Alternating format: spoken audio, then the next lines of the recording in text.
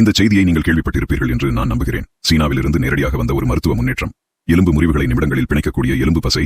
சரி, உள்ளே நுழைவோம்.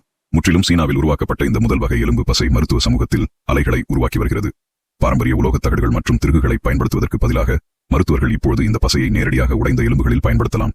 வெறும் 3 நிமிடங்களில் இது ஒரு வலுவான, நிலையான பிணைப்பை உருவாக்குகிறது.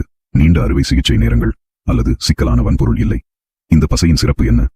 இது உயிரியல் ரீதியாக உகந்தது மற்றும் எலும்பு குணமடையும் போது இயற்கையாகவே கரைந்து தொற்று அல்லது நிராகரிப்பு அபாயங்களை குறைக்கிறது.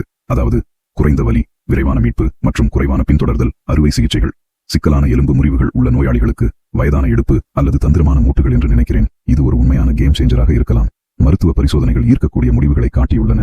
எலும்புகள் கிட்டத்தட்ட உடனடியாக இணைவதற்கு தொடங்குகின்றன.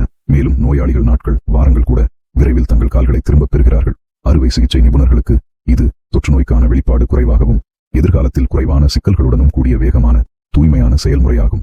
இது இன்னும் அறிமுகப்படுத்தப்பட்டு வரும் நிலையில் உற்சாகம் உண்மையானது. உலகம் முழுவதும் எலும்பு முறிவு சிகிச்சையை மறுவரையறை செய்யக்கூடிய ஒரு தொழில்நுட்பத்தை பற்றி நாங்கள் பேசுகிறோம்.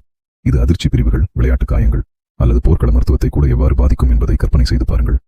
சீனாவின் முன்னேற்றம் அறிவியலுக்கு கிடைத்த வெற்றி மட்டுமல்ல, எல்லா இடங்களிலும் நோயாளி பராமரிப்புக்கான முன்னேற்றமாகும். நீங்கள் என்ன நினைக்கிறீர்கள்? எலும்பு பசை எலும்பியல் மருத்துவத்தின் எதிர்காலமா? உங்கள் கருத்துக்களை கீழே பதிவிடுங்கள்.